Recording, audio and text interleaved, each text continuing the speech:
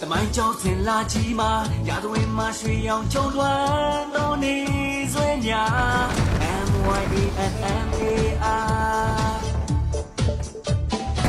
ခုလက်ရှိ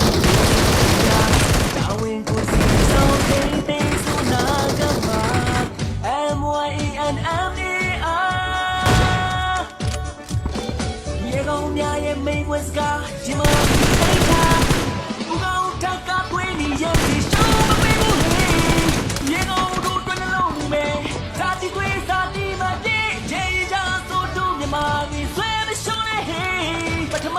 သူလဲရရှိပဲတို့အိမ်မကိုတို့တက်တွင်လို့ MYENMAR မြန်